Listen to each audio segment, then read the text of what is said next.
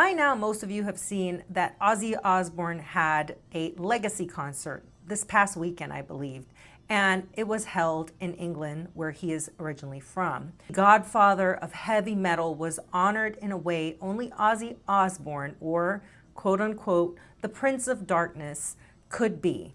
It was a star-studded electric guitar, over-the-top farewell concert. It felt like a retirement party. Some say this was a tribute to him.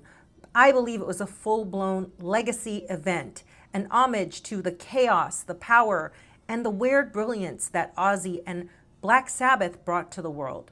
The lineup was insane, and Sammy Hagar, Steven Tyler, Dave Ellefson of Megadeth, Rudy Sarzo from Quiet Riot, and so many more that I can't even, it's too many to go through. They took the stage grouped like musical Avengers to perform sets. At least one or two songs had to be Ozzy's or Black Sabbath. And you could feel that reverence in every riff. The influence of Ozzy and Sabbath wasn't just on display, it was alive and loud.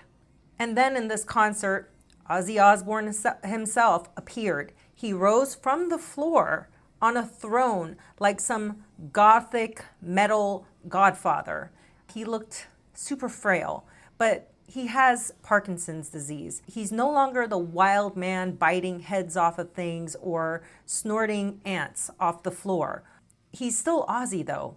He didn't sing much, and we could tell he couldn't, but he was still there. You could see it in his eyes. He sat and watched as generations of artists, many who owe their career to the sound he and Black Sabbath pioneered. They paid homage to the movement he helped create. Many that are older, that knew him, some that he just met for the first time, like Axl Rose. I was shocked that he didn't even meet Axl Rose until now. I myself, I'm not the biggest metal fan. My husband is. Final farewell concert. I don't know why they're calling it that. Is he preparing to go? This is the moment, the people holding their phone. This is a moment that many people, by the way, the name of this is called Back to the Beginning Live in Birmingham. The event was organized to help Birmingham Children's Hospital. All of the proceeds and funding of it went to Parkinson's, also over 40,000 people showed up to this. It was for a good cause, and I think that is why when they asked Ellefson, what he thought of this and did anybody come in with an attitude, he said no. No one seemed like a diva, putting peace to everything, everyone just coming together as a collective to do something good for a good cause. And whether you like metal music or not, it just proves that towards the end of people's lives, always have this ability to showcase that aside from the glory and the glam of celebrity, and you can still see that they did it because they were not just talented, but this was their calling. This was something they were meant to do. Something they were meant to do. Some of the world's greatest guitar players, drummers, bass players, a few of them are here tonight. But I want to spend one thing for a guy by the name of Randy Rhoads. Because if I hadn't met Randy Rhoads, I don't think I'd be sitting here now.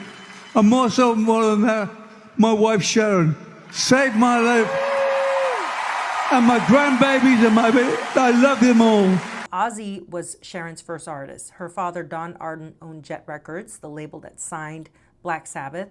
And Sharon, already a privileged industry kid from Brixton, could have done nothing, but she had a thing for Ozzy and she saw something in him. She did what powerful women with a vision do. She took over. She funded his tours, handled his equipment, managed him, like literally, and handpicked his band for his solo debut. She built Ozzy's solo career from a self-induced wreckage from Black Sabbath.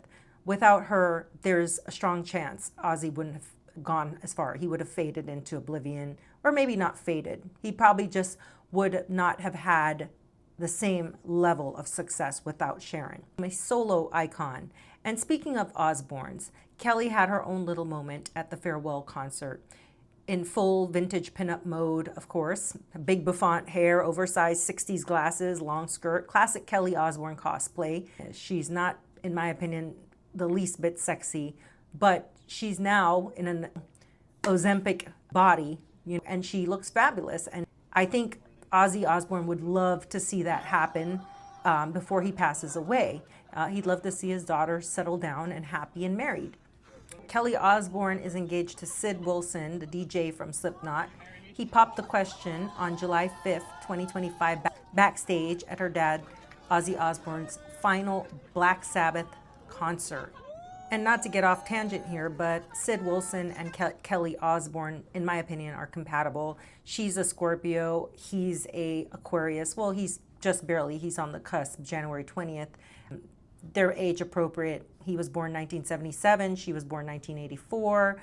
It's weirdly magnetic chaos. I think that this relationship, while not traditionally easy, it still can work. And all done on her dad's big night. Legacy and love all in one night. Who says heavy metal can't be romantic? Watching Ozzy glued to that chair and just move around was emotional. There's something heartbreaking about seeing legends humanized like that. And there's also something powerful in it, because even though the Prince of Darkness couldn't perform as he used to, the respect and awe pouring out of the crowd proved one thing. Ozzy Osbourne may be done touring, but his legacy, that will never sit down. If you enjoyed this content today, or you just like these type of conversations, be sure to hit the subscribe button. I do respond to as many comments as possible. Remember, as always, think for yourself and have a great day.